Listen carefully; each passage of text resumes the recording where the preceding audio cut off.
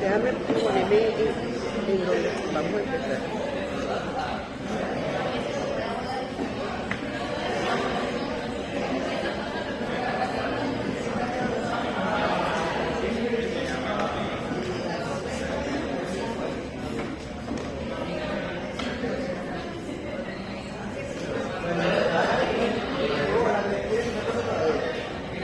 Bueno, me parece que, miren, Adriana, ya lo activé. Pero, ¿y el micrófono? ¿Se oye bien?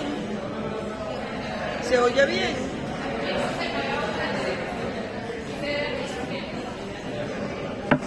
Bueno, veo que la química los asustó. Como que los asustó y no vinieron. Bueno, no importa. Mire, bueno, entonces vamos a iniciar. ¿Dónde está la persona que me preguntó sobre los antioxidantes? No creo, si no vienen.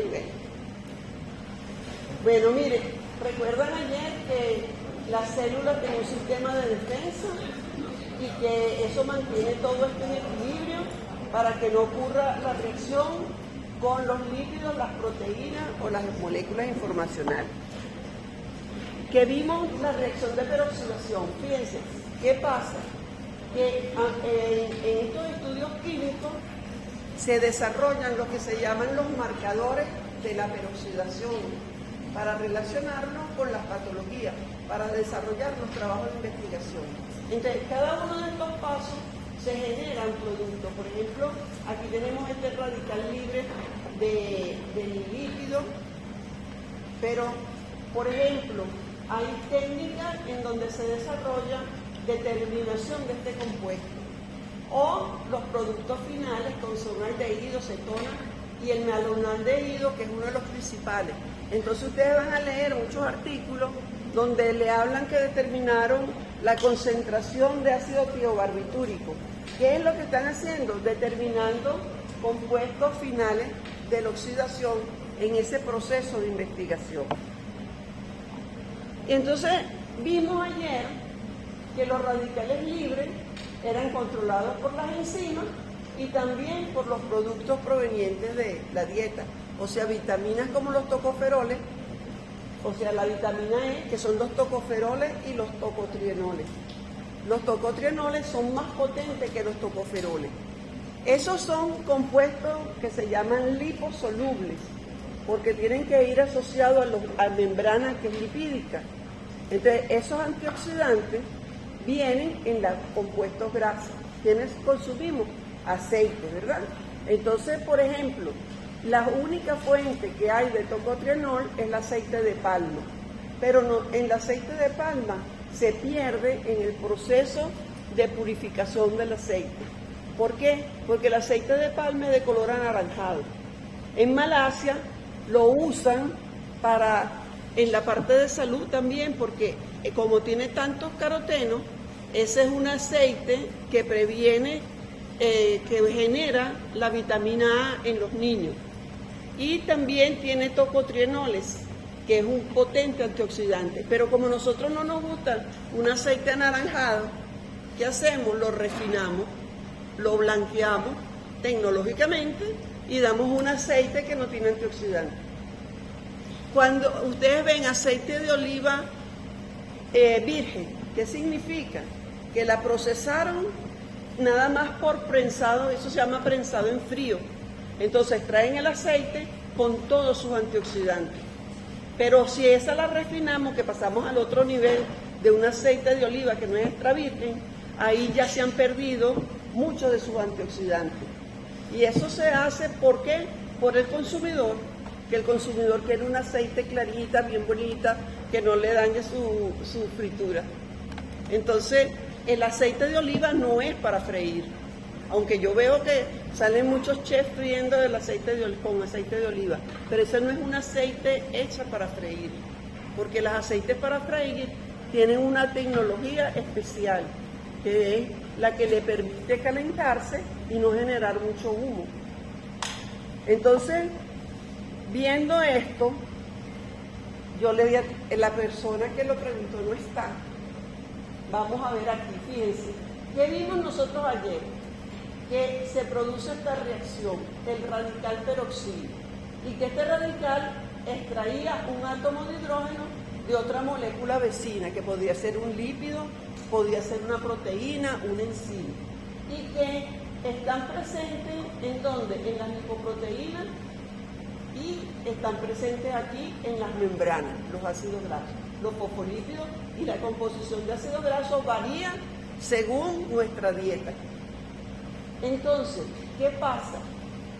¿Qué es un antioxidante? Un antioxidante va a ser una molécula que va a actuar para detener la reacción de peroxidación. Es decir, que si empieza a ocurrir la reacción, no ocurra la destrucción total de la membrana o de la lipoproteína. Entonces, ¿qué hace el antioxidante? Esta es la vitamina E, esta que tenía. ¿Por qué actúa como antioxidante? Porque fíjense, tiene un grupo OH. Y este átomo de hidrógeno, en vez de tomarle esta molécula del radical libre del peróxido, en vez de tomar este átomo de hidrógeno de otro ácido graso que estaría aquí o aquí, lo va a tomar del tocoferol. Entonces, toma este protón, se inserta aquí y se detiene la reacción de peroxidación. Por eso es que se llama un antioxidante. Asociado a la membrana van a estar los antioxidantes liposolubles, pero en el plasma hay muchísimos antioxidantes que son hidrosolubles. La vitamina C, los polifenoles, los flavonoides. Tenemos también antioxidantes propios como son la bilirrubina, tenemos la albúmina, numerosos compuestos que están actuando como antioxidantes en el organismo y que van en el plasma. Entonces, una lipoproteína no se puede oxidar en el plasma. ¿Por qué? Porque ella viaja con su carga de antioxidantes y va también en el plasma que está rico en antioxidantes. Entonces, la peroxidación de la lipoproteína nunca ocurre en el plasma. Entonces, ya vamos a ver dónde ocurre. Entonces, fíjense, ¿qué hace? Esta es la representación resumida, vamos a decirlo así, una representación de todo esto. Fíjense, tiene este grupo que tiene un electrón libre, que es un radical. Toma este átomo de hidrógeno y pasa a este hidroperóxido. Se detiene la reacción de peroxidación del líquido. Pero ¿qué le pasó a la vitamina E? Se transformó en un radical, que es el tocoferil. Entonces, ¿qué le pasa al tocoferil? Este tocoferil pierde su actividad ya no puede actuar como antioxidante, está inactivo. Entonces, él tiene que regenerarse. ¿Quién lo regenera? Un ácido. Entonces, un ácido le cede el protón, como en este caso, y vuelve otra vez la vitamina E a estar activa. Puede también ser un iniciador de una reacción de peroxidación, porque como él es un radical, puede tomar un átomo de hidrógeno y un ácido graso, de una proteína, cualquiera que esté por ahí al lado, y ella se regenera, pero piensa que siempre se va a formar un radical libre del otro compuesto. O puede interaccionar con un radical libre, por ejemplo, ese que vimos ahorita, un ácido graso, y esto se une allí y no sabemos qué compuesto puede formarse allí y qué efectos puede tener. Pero fíjense, ¿quién es el ácido que va a regenerar la vitamina E? La vitamina C, el ácido ascórbico. Entonces, por eso recomiendan vitamina E con vitamina C, porque ahí están los dos. Eso se llama en química, son sinérgicos, actúan sinérgicamente. Entonces, ese ácido puede ser cualquier compuesto, no solamente la vitamina C, puede ser cualquier compuesto, flavonoides y polifenoles que están actuando. Y estos son regenerados por esos otros compuestos que van en la circulación, que provienen de lo que consumimos. Entonces, esta es una cadena toda química que mantiene todo el sistema en equilibrio. de manera que se van actuando uno en combinación con los otros. Entonces, por ejemplo, tenemos el caroteno. El caroteno, mire, esta es la molécula de betacaroteno. Ella actúa diferente. El lípido extrae este átomo de hidrógeno y se para la reacción de peroxidación. Y queda un radical libre aquí, que entonces se mueve a lo largo de toda esta cadena y lo mantiene así estable hasta que algún componente que esté en el plasma lo regenere nuevamente. Fíjense qué es lo que ocurre. Siempre va a ser la extracción de un átomo de hidrógeno que está presente en el compuesto. La diferencia entre la vitamina E y el betacaroteno es que el betacaroteno actúa a baja presión de oxígeno. ¿Qué quiere decir eso? Que se nos va a depositar en los tejidos. Y la vitamina E actúa a alta presión de oxígeno, lo cual quiere decir que posiblemente esté en altas concentraciones a nivel de los pulmones y de sitios donde hay altas concentraciones de oxígeno. Entonces depende también del sitio en donde actúe el antioxidante. Y además no sabemos cuántos antioxidantes se pueden. Fíjense una pregunta. Si son liposolubles, ¿cómo los eliminamos? Entonces no se puede abusar de ellos porque tienden a depositarse. Díganme. Tiende entonces a depositarse, que era lo que le decía yo ayer. Si uno consume un antioxidante, que lo vemos, por ejemplo, la lechosa, la auyama, la zanahoria, que son vegetales con alto contenido de caroteno, van a ver que la persona, si eso lo consume en exceso, llegó tarde el que me preguntó hoy. Mira, te hice ahorita, expliqué la reacción que tú querías ver. Entonces, ¿qué sucede? Que nosotros encontramos que las personas se ponen amarillas. Entonces se ponen amarillas porque tienen un exceso. Entonces le ven las palmas de las manos y las ven amarillas. O le ven aquí y están amarillas. Porque tiende a acumularse. ¿Qué efecto puede tener esa acumulación? Bueno, no sabemos. No sabemos. O sea que el exceso no es bueno. Entonces fíjense, aquí nosotros tenemos los micronutrientes con actividad antioxidante. Yo cambié la clase para explicarle a él. Pero no importa, después te lo explico. Entonces fíjense, tenemos, ¿cuáles son esos? Tocoferoles y tocotrienoles. Es liposoluble, reacciona con el radical como lo digo. El ácido ascórbico, antioxidante hidrosoluble, regenera el tocoferol. El betacaroteno, antioxidante liposoluble. El licopeno. El licopeno está presente en el tomate. Entonces, en el tomate hay una carga de licopeno alta. ¿Y qué característica tiene? Que esta cadena aquí está abierta. O sea, es igualita a esta, pero esto aquí es abierto. Y aquí abierto. Entonces eso le da químicamente la posibilidad de actuar dentro y fuera de la célula, alrededor, porque es una cadena que se inserta en la membrana, entonces una parte hacia afuera de la célula y una parte al interior de la célula. O sea que por eso es que es un potente antioxidante, mejor que el betacaroteno. Entonces tenemos los polifenoles y los flavonoides, que son muchísimos, muchísimos. Cada alimento tiene componentes de este tipo y atrapa los radicales libres. Y los polifenoles también atacan los radicales libres. Ustedes han oído hablar que recomiendan consumir una copita de vino tinto en el día. Una copita, porque son 30 gramos máximo diario. No es que se van a tomar la botella en el fin de semana. Entonces, ¿por qué? Porque es rica en polifenoles. Entonces, el vino blanco, un estudio que se realizó en la sección de una tesista, se demostró que el vino tinto tiene poder antioxidante, pero el vino blanco no. ¿Por qué? Porque en el vino tinto el proceso de obtención del vino es diferente. La fermentación es de la uva con la cáscara, o sea, con la piel y con la semilla. Mientras que en el blanco el proceso es diferente y la uva es diferente también. Entonces, el color rojo es indicativo de la presencia de los polifenoles. Entonces, cuando se consume el vino tinto, entonces encontramos que tiene mayor efecto antioxidante que un vino blanco. Ahora, hay recomendaciones en donde se ha visto que el alcohol de por sí puede actuar, pero ¿cuál es el riesgo?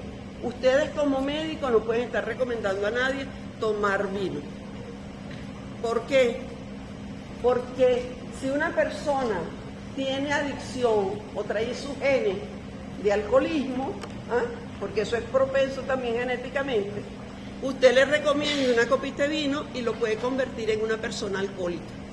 Entonces no podemos estar recomendando cosas que posiblemente pueden desencadenar en un paciente una enfermedad o una adicción. ¿Entre qué otros antioxidantes tenemos? Los micronutrientes minerales. ¿Por qué? Porque las enzimas son metaloenzimas y necesitan de estos micronutrientes. El zinc, que constituye la superóxido de mutasa, el manganeso, que constituyente de la superóxido de mutasa, el cobre, constituyente de la superóxido de mutasa, y la ceruplasmina. La ceruplasmina es una forma en donde va el cobre atrapado. Entonces eso, la transferina, la ceruplasmina, la hemoglobina, son proteínas que pertenecen a ese sistema antioxidante porque va a quelar, eso se dice químicamente quelar, atrapar a los iones metálicos divalentes para que no ocurra la reacción de peroxidación. Y tenemos selenio, que es de la glutatión peroxidasa, y el hierro de la catalasa. Entonces, ¿qué cantidad debemos consumir de eso? Bueno, ahí les dejo. Pueden entrar a esa página. Ay, no apareció aquí. Bueno, pero yo se las envío. De la fundación, no se ve, ¿verdad? De la Fundación Bengoa. Mira, entonces fíjense, en este libro donde participó la sección, en donde participamos en la parte de las recomendaciones de la dieta en los contenidos de grasa, ahí en ese libro tienen la parte de energía y nutrientes para la población venezolana. Ese es un libro que en donde participaron muchísimos investigadores, porque se fundamenta en los resultados de los trabajos de investigación que se han hecho sobre ese consumo. No, yo después se las mando. Ok, perfecto, porque no sé por qué no lo hagas. Entonces, ¿qué sucede? Que en este libro ustedes van a ver cuáles son las cantidades que se deben consumir. ¿Qué pasa con los antioxidantes? Que cada organismo es diferente y entonces no se ha podido establecer a ciencia cierta, vamos a decirlo así, la cantidad que se debe consumir de cada uno de ellos. Entonces lo que se dice es, se recomienda, pero no se puede saber las dosis. Allí pueden tener toda la información de cualquier micronutriente y nutriente que necesiten. Pero entonces ustedes yo les traje esto porque me parece que tienen que saberlo. ¿Cómo yo hago en un laboratorio para saber qué es la metodología que voy a aplicar? Fíjense, este es un trabajo que se hizo allí con el comedor universitario. Entonces, tenemos que tener una muestra, ¿verdad? Entonces, se escogieron 31 sujetos, usuarios regulares del comedor universitario. Se le hace primero hay que decirle que se va a hacer un estudio, se le dice que no tienen riesgo, todo esto, y tiene que firmar un consentimiento. Las investigaciones tienen que tener consentimiento informado del participante. Se le firma su consentimiento y entonces se le determinó la composición de ácidos grasos de la dieta que íbamos a implementar y también se le determinó ácidos grasos antes de que me iniciara el consumo de la dieta que íbamos a utilizar en el comedor universitario. Además, Se le toma su muestra, se determina colesterol, triglicéridos. El que tenga colesterol alto no puede participar. Y esas son las cosas que limitan la investigación. O sea, principios de exclusión. Después de 40 días del consumo de una dieta, que era aceite de palma en un 30% y 70% de ácido de girasol, después de 40 días se le dice que tiene que tener 14 horas de ayuno. ¿Por qué? Porque le mandamos 14 horas de ayuno. Porque no deben estar presentes los kilomicrones. Si nosotros tomamos una muestra de colesterol a los 5 horas, va todavía en circulación los kilomicrones y no nos da una buena lectura. Entonces, tomamos, le traemos la sangre, separamos sus lipoproteínas, que ya vamos a ver cómo es, y se determina lo que se llama el perfil lipídico, que es por cromatografía de gases, que se hacía en la sección. Ahorita estamos parados. Entonces, ahí vamos a ver, cada persona tiene un perfil de ácido graso, en los eritrocitos, utilizamos eritrocitos porque son membranas que tienen una duración más larga. Pues, entonces tomamos la muestra y ahí vamos a ver qué consumió esa persona. Eso es el reflejo de lo que la persona consume, el tipo de grasa que consume. Entonces, eso también se hace para alimentos. Y entonces determinamos colesterol y comparamos estadísticamente antes y después para ver qué efecto y qué impacto tiene la dieta. Pero ¿cómo vemos nosotros el efecto de la oxidación?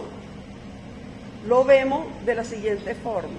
Bueno, mire, este es un caso de otro trabajo que se hizo. Este fue ganador del premio José María Vargas. Este premio es debido a la metodología desarrollada y que se utilizó en la comparación entre el aceite de oliva y el aceite ceje. El aceite ceje es de una palma que es silvestre en el Amazonas y la utilizan los indígenas para su preparación de sus comidas. Es exactamente composición química igual al aceite de oliva. Se llama, no sé cómo hicieron eso en el 1800 algo, dijeron que esa era la oliva americana. Entonces, se hizo 2 grupos de animales. Entonces determinamos primero la composición de los 2 aceites. Se determina por ácidos grasos y vemos su composición. El aceite de oliva tiene 80% de oleico. El aceite de ceje tiene 80% de oleico. O sea que esto lo usan los chefs de comida amazónica. Es donde lo utilizan, porque tiene un sabor fuerte, que no estamos acostumbrados. Ellos lo utilizan, las etnias, ¿para qué lo utilizan? Para la prevención del asma. Las enfermedades gripales se las curan con el aceite de ceje. Entonces, tenemos 2 grupos de ratas, se les dio una dieta que nosotros preparamos purificada, se le hace el mismo procedimiento. Se le determina el perfil lipídico, se extrae la sangre en algunos de los animales y se separan las fracciones de lipoproteínas. ¿Por qué? Porque antes era nada más colesterol total, pero a medida que se fue avanzando, entonces se separaron las que se llaman las fracciones del colesterol, que son la LDL, el HDL, la VLDL y los kilomicrones. Entonces uno puede determinar, pero eso requiere ultracentrifugaciones de 24 horas a 60.000 RPM, o sea, con una ultracentrífuga. Entonces, ¿cómo se hace? Se separa primero las LDL, que son las más densas, luego las HDL, y así vamos separando por fracciones. Y determinamos entonces la composición de los ácidos grasos del HDL de la rata. ¿Por qué hacemos la HDL? Porque la rata no tiene casi LDL. Entonces se determina la composición y se ve el reflejo de la dieta en las lipoproteínas. Entonces, ¿cómo se ve? La rata cambia su composición cuando se le da el aceite de oliva o el aceite ceje. Cuando analizamos sus lipoproteínas, vamos a encontrar que tienen como un 80% su lipoproteína de ácido oleico. Entonces, una vez que separamos esto, lo procedemos a oxidarlo. ¿Y qué es la entonces, déjeme ver si tengo la otra lámina. No la tengo. Entonces, ¿cómo se oxida? Que si yo tengo unos lípidos presentes, fíjense que necesita una reacción de peroxidación. Primero, el sustrato, que es el ácido graso. Segundo, el iniciador de la reacción, que ¿quién es? Un ion metálico. Entonces, ¿qué tenemos entonces allí? Tenemos que tener el ácido graso que se va a oxidar, que es el que tiene la lipoproteína, y le tenemos que dar un iniciador. Y ahí tenemos después que tener a alguien que detenga la reacción. Entonces, ¿cómo iniciamos la reacción? Y agregamos sulfato de cobre. Entonces está el cobre presente y se activa la reacción de peroxidación. Entonces, ¿cómo vemos nosotros si hay oxidación o no? Si hay antioxidantes o no. Entonces se determina la oxidación para los diferentes tiempos. O sea, pues montamos la reacción y vamos midiendo la oxidación a distintos tiempos. Y ven esta parte aquí que es plana. Luego graficamos, ¿no? Los resultados de nuestra oxidación los graficamos aquí. Este espacio que va de aquí a aquí se llama fase de latencia o retardo. Esa es una medida de la carga de antioxidante que tiene la lipoproteína. Entonces, mientras más larga sea, es porque tiene mayor carga de antioxidante. Luego se dispara la reacción y después viene el proceso de composición. Aquí se dispara, empieza la peroxidación y no vieron que al final se forman aldehídos, cetonas y eso. Ese se llama la etapa final de la reacción y permanece ya plana. Entonces, ¿qué medimos? Aquí la fase de retardo, que es la carga de antioxidantes. Mientras esto sea más alto, hay más peroxidación. Aquí vemos, por ejemplo, fíjense, el de la dieta de oleína de palma, se encontró algo diferente a lo que esperábamos. Encontramos que al inicio, fíjense cómo era la curva de los pacientes. Pero cuando le dimos la dieta, mire cómo baja esto aquí. Disminuye la peroxidación. Eso nos indica que allí había presente antioxidantes y que las lipoproteínas estaban cargadas de ácidos grasos provenientes del aceite de palma, que tiene 48% en su composición de oleico. Entonces, había un ácido graso en sus lipoproteínas que no se oxidaba. ¿Cómo supimos eso? Porque se hace la determinación química de la composición del triglicérido, que es el aceite, y vemos en qué posición está cada uno de esos ácidos grasos. Ese trabajo se hizo conjuntamente, ese análisis lo hice conjuntamente con la Polar. Entonces, determinamos, ¿y qué encontramos? Que el ácido oleico se ubica en la posición 2 en las vegetales. Entonces, cuando le dicen a usted una grasa saturada animal y una grasa saturada vegetal, es distinto, porque los estudios que determinaron que las grasas saturadas aumentaban el colesterol, que fue en los años de 1950, por allí 59, ellos utilizaron grasa animal. Y los ácidos grasos en la grasa animal están en la posición 2, que es la posición del ácido graso que entra al metabolismo. Mientras que cuando vemos un aceite saturada vegetal, el ácido graso insaturado que tenga se va a colocar preferiblemente en la posición 2. Entonces, ¿qué ocurrió en el aceite de palma?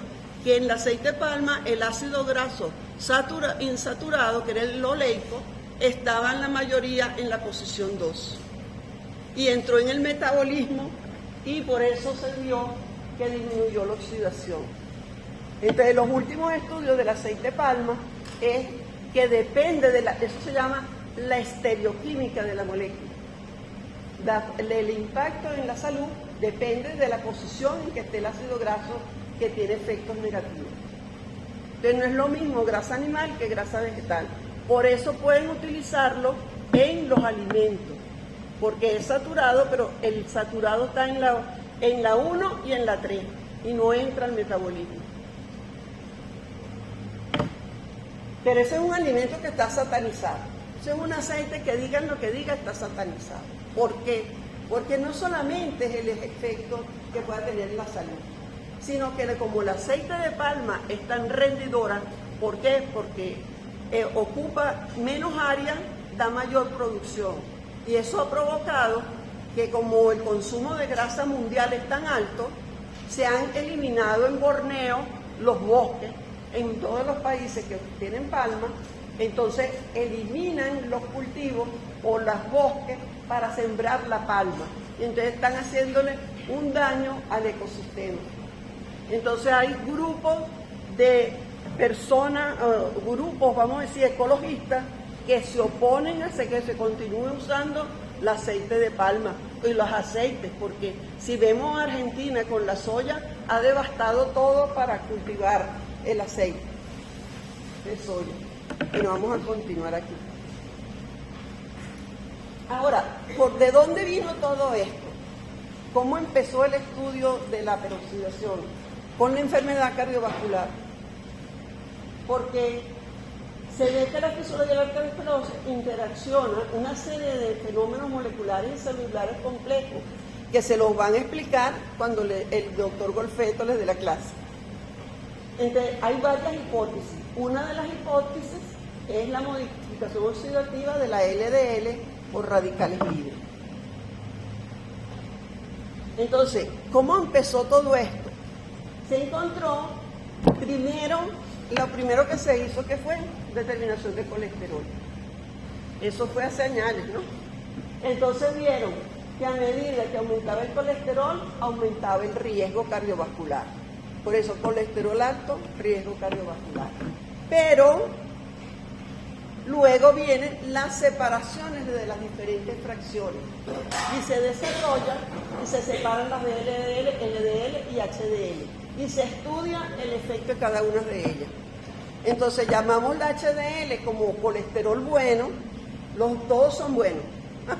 El colesterol bueno, ¿por qué? Porque es el que recoge el exceso de colesterol y lo va a llevar para ser eliminado. Mientras que el otro LDL lo llaman malo porque es el que entra a la célula y deposita el colesterol. Los dos son buenos porque ninguna célula sin colesterol no puede funcionar, sin ácido graso.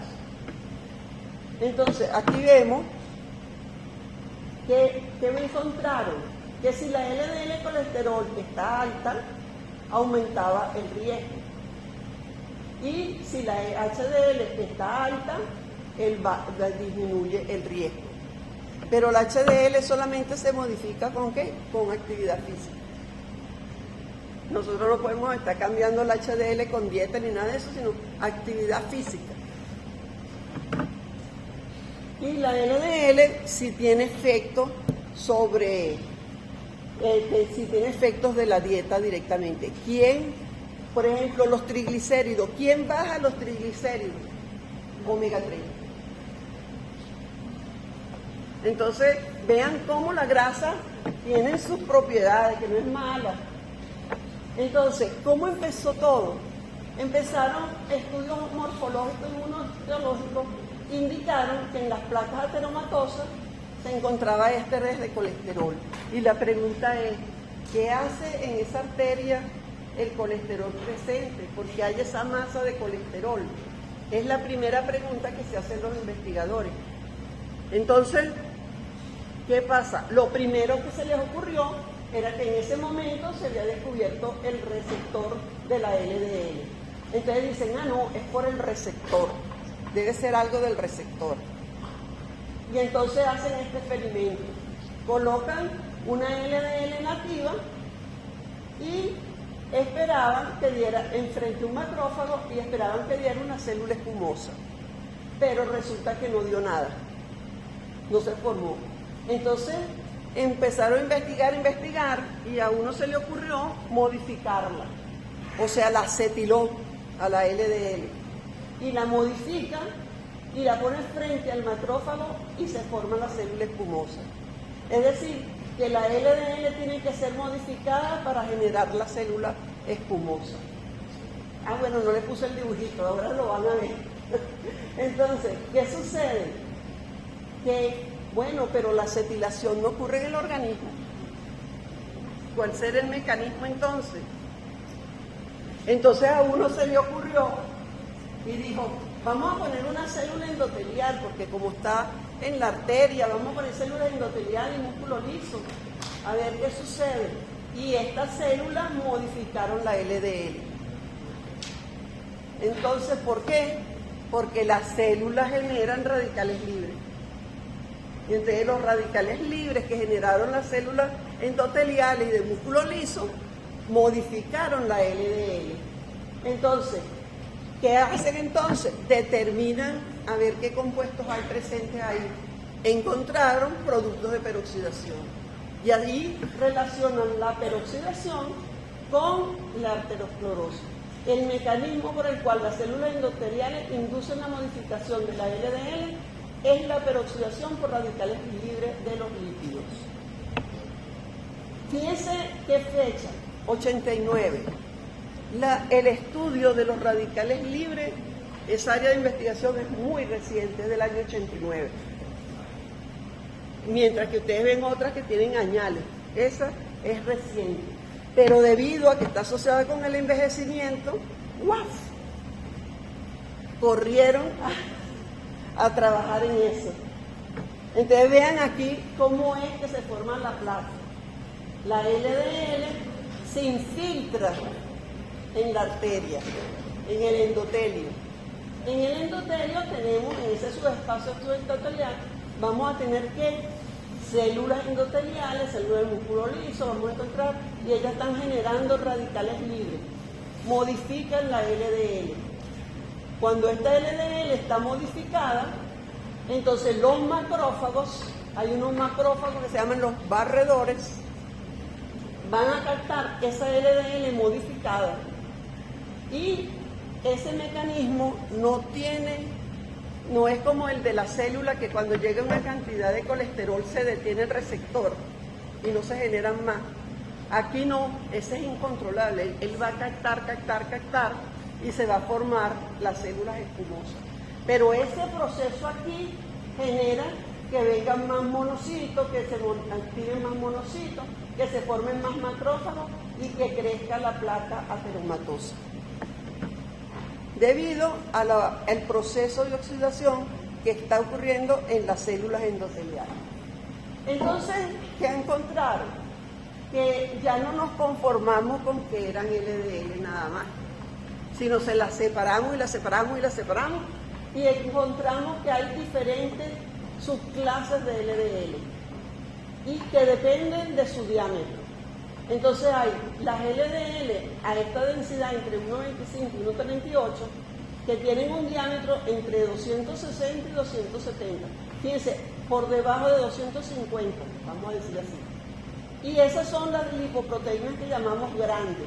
Y el que tiene lipoproteínas grandes es un individuo con patrón A, bajo riesgo cardiovascular. Mientras que hay individuos con patrón B, es decir, lipoproteínas pequeñas, con LDL más pequeñas, con un diámetro menor. Oye, los químicos sí nos gusta escudriñar, ¿verdad? Pero entonces se llegó a esta conclusión. Ustedes se acuerdan que las lipoproteínas LDL están asociadas a ApoB, que por cada lipoproteína hay un ApoB. Entonces, ¿qué encontraron? Que habían personas que tienen el mismo valor de LDL y de colesterol. Unas le da enfermedad cardiovascular y a otras no. Entonces había que explicar eso. ¿Y cuál fue la explicación? Bueno, empezaron a estudiarla y encuentran que las dos tienen el mismo valor de colesterol, 130. Pero este grupo tenía un ApoB más bajo y aquí ApoB era más alto. Si por cada lipoproteína hay un ApoB, donde tengo mayor concentración hay más LDL. Mientras que si esta tiene menor concentración, aquí hay mayor y aquí hay menos. ¿Ah? Entonces, ¿qué significa?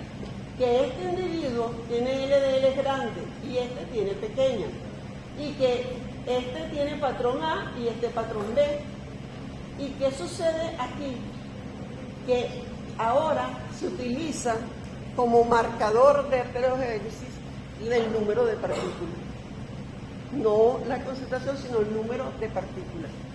Entonces, mayor número de partículas, debe haber mayor riesgo. ¿Por qué razón? Bueno, esto no me quedó muy bien esa lámina. Bueno, porque las LD pequeñas tienden a infiltrarse fácilmente. Imagínense que tienen como un colador, así la arteria como un colador, el endotelio. Aquí está un grupo de moléculas que se llaman los proteoglicanos, que tienden a traer moléculas, que es como una red. Entonces, ¿quiénes van a pasar fácil? Van a pasar, si pasan por aquí estas, las pequeñas van a pasar y las grandes siguen de largo. Entonces, los que tienen LDL grande tienen menor riesgo cardiovascular. Entonces, ¿qué ocurre aquí? Que entonces esas LDL pequeñas entran, se oxidan y tienen la formación de la placa ateromatosa debido a la infiltración. Se sabe, que ya lo verán con la doctora Surio y con el doctor Golfeto, que para que ella entre es necesario a lo mejor a veces pequeños daños endoteliales. ¿En dónde ocurre? En las curvaturas de las arterias, porque la sangre impulsa y golpea y ocasiona daño.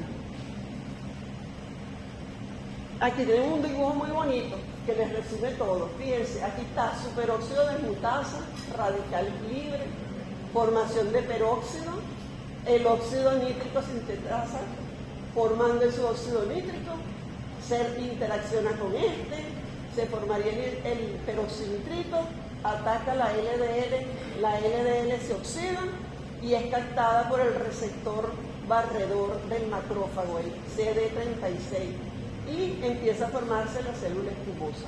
Este efecto hace que se active todo un mecanismo y esto crezca, hasta que se obstruye la arteria. Pero ¿qué características tienen esas LDL? Fíjense, cuando una lipoproteína es grande, acuérdense, ApoB es una cadena. Entonces imagínense una pelotita que ustedes le van a enrollar un metro, vamos por un metro, de una cabullita. Entonces si es grande, tiene que dar menos vueltas. Y ella entonces exhibe sus cargas positivas. Y entonces el receptor del LDL que reconoce, carga positiva. Si esta LDL se acerca al receptor, automáticamente lo capta, porque están separadas, están en una posición ideal. Pero cuando se acerca al proteoglicano que está en la malla, que les dije que es como una malla dentro del endotelio, el proteoglicano no la reconoce y no la capta y no la va a introducir dentro de la célula, dentro de la arteria. Pero cuando es pequeña, como el volumen, vamos a decir así, la esfera es más pequeña, porque es esférica, entonces esa ApoB va enrollada y va a enmascararse todas sus cargas. Entonces cuando pasa por su receptor no la ve, no identifica las cargas porque están muy juntas, entonces no las puede detectar. Pero los proteoglicanos la ven automáticamente y la atrapan y queda atrapada en el espacio subendotelial. Esa es la teoría del estrés oxidativo. Y entonces vemos aquí, si comparamos una LD grande y una LD pequeña que se separa por ultracentrifugaciones, la sometemos a la oxidación en vitrio y entonces ¿qué vemos? Que la LDL grande tiene mayor fase de retardo, tiende a oxidarse menos y tiene mayor contenido de antioxidantes, mientras que las pequeñas se oxidan rápidamente y tienen poca cantidad de antioxidantes. Entonces, así es que se investiga y se ve el efecto de esto. Ajá. Una pregunta, ¿de qué depende que una persona tenga LDL grande o pequeña? ¿De su genética o de la dieta? Bueno, Yo pienso que tiene un gran componente genético. No, sí tiene que ser genético, porque ¿saben quiénes tienen LDL pequeña? Las personas diabéticas. Por eso es que tienen alto riesgo cardiovascular. La gente diabética tiene las LDL pequeñas. Entonces hay muchas patologías asociadas a LDL pequeña. ¿Qué pasa? Es que ahorita no se lo puedo explicar. Yo tengo un proyecto de innovación tecnológica que está detenido por falta económica, porque tengo los equipos parados, que es determinar por resonancia magnética nuclear el patrón de las personas, sea A o B. Entonces ya llegamos al método, pero no lo hemos podido estandarizar. Búsquenselo porque esa técnica ha sido desarrollada en Estados Unidos en la Clínica Mayo. Nosotros lo tenemos con nuestros pacientes, con nuestra metodología, y desarrollamos una metodología diferente, pero con el mismo principio químico, que es determinación de resonancia magnética. ¿Por qué? Porque acuérdense que tenemos una cantidad de hidrógeno, entonces lo que hacemos es que lo excitamos, ella va a emitir una señal y entonces se pone, así como hacen, no es la misma que utilizan para los pacientes. Es la misma principio, pero diferente. Aquí es con moléculas. Entonces ellas van a entrar en resonancia. ¿Qué es en resonancia? Se van a ordenar en conjunción con el magneto del equipo. Así como estamos nosotros conectados con la Tierra, que es nuestro gran magneto. Bueno, ellos se organizan. Ustedes deben haber oído en que la Guerra Mundial, la Segunda Guerra Mundial, creo que fue, que los soldados provocaron que se cayera un puente. Eso se llama resonancia. O sea, de tanto que dieron con las botas, cayeron en la resonancia magnética y provocaron la destrucción del puente y se cayeron todos. Todos los que iban a invadir se cayeron. Entonces, eso se llama en química resonancia. El descubrimiento de los isoprostanos, como vimos ayer, y los neuroprostanos son marcadores de peroxidación lipídica causada por los radicales libres. Esto va abierto nuevas áreas de investigación en relación con el papel del estrés oxidativo, porque esto ha permitido que se determine rápidamente el proceso de oxidación. ¿Qué es lo que hay que establecer? ¿Cuál sería el verdadero valor de decir, esta persona no tiene estrés oxidativo, está en el límite adecuado? Así como dicen la hemoglobina tanto, la LDL tanto, así mismo debería haber, en el futuro lo habrá, un marcador de la peroxidación lipídica. Entonces, fíjense, les voy a hablar ahora de las enfermedades neurodegenerativas o la enfermedad del siglo XXI. Porque con la enfermedad cardiovascular, ¿a qué llegaron después? A los investigadores que hacían epidemiología con los valores de colesterol y triglicéridos, por un lado. Por otro lado, iba una línea que estaba desarrollando esto que les expliqué en los laboratorios. Y por otro lado, estaban los epidemiólogos, estaban haciendo el estudio de Framingham. Entonces, vemos, personas con colesterol alto le pasa esto. Luego tenemos esto y la gente, ¿qué diferencia habrá entre esto? La dieta. Entonces se desarrolla toda la parte de la dieta y entonces aparecen los antioxidantes. Y se conjugan los tres. Y entonces las tres líneas de investigación se conjugan. Bueno, eso es lo que yo he hecho, conjugar mis tres líneas. La parte de nutrición, la parte de investigación y la parte epidemiológica. Entonces se conjugan las tres líneas. Entonces, cuando tenemos enfermedades neurodegenerativas, ¿dónde ocurre? Cerebro. Entonces, ¿qué vemos? Hay una especial sensibilidad presente en el sistema nervioso central frente a un daño oxidativo que se debe a cuáles factores. Primero, elevada actividad metabólica oxidativa. El oxígeno es el gran consumidor, el cerebro, de oxígeno. Entonces tenemos ya fuente de radicales libres, el oxígeno. Luego, ¿qué tenemos? Presencia de una proporción de lípidos fácilmente peroxidables que producen aldehído como alonaldehído, hidroxenal, y derivados altamente reactivos y neurotóxicos. ¿Por qué? Porque al ocurrir la peroxidación se generan los productos finales que son neurotóxicos. Entonces tenemos el sustrato, ¿cuál es? El ácido graso. ¿Qué ácido graso tenemos en el cerebro? Los poliinsaturados, el araquidónico, EPA y DHA, que son los que predominan. Entonces, y además, elevada concentración de cationes metálicos. ¿Quiénes son esos? Catalizadores de la reacción de peroxidación. Entonces, los cuales mediante reacción de Fenton, que fue la que vimos ayer, promueven la formación de radical hidroxilo. Pero además el cerebro hay otra propiedad que facilita la peroxidación, que hay una disminuida capacidad antioxidante, porque hay menor actividad antioxidante de la catalasa, de la superóxido de mutasa y de la glutatión peroxidasa, en comparación a otras regiones del organismo, como puede ocurrir en el hígado y el corazón. Entonces, fíjense lo que tienen: un ácido graso que se peroxida. Tenemos el sustrato, tenemos el oxígeno, que es el iniciador, y tenemos el catalizador, que son los iones metálicos, y el sistema de defensa deprimido.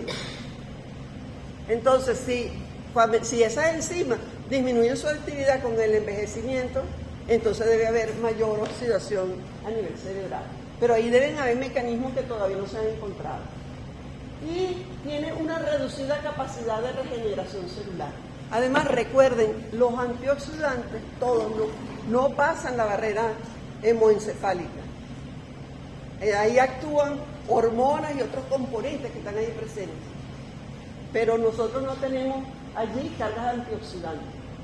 Hay formación de peróxido como consecuencia de la deaminación oxidativa por parte de los monoaminoxidasas, de aminas endógenas que actúan como neurotransmisores. Si bien eso se lo van a ver en el paper o lo buscan. Todas estas, la dopamina, la serotonina, noradrenalina, esas son neurotransmisores que están constantemente reaccionando y están generando también radicales libres. Entonces tenemos todas las condiciones a nivel cerebral para tener una gran peroxidación. Entonces aquí tienen, para que esto de la peroxidación lipídica y las enfermedades crónicas degenerativas, la pueden buscar en internet, Tribuna del Investigador, colocan mi nombre y ponen este nombre y le va a aparecer el artículo, es libre. Y el DLL de pequeña y densa y su importancia de su determinación está en la Tribuna del Investigador también en el 2010 y la pueden buscar también libre. Y el libro de valores de referencia lo pueden buscar en esta revista Archivos Latinoamericanos de Nutrición. Entonces voy a terminar con esta reflexión. Vivir no es otra cosa que un constante proceso de envejecimiento, por lo que sería irracional darle espalda a una realidad que nos está ocurriendo cada día, cada minuto y cada segundo. Disfrutemos ese tiempo que va transcurriendo mientras estamos vivos.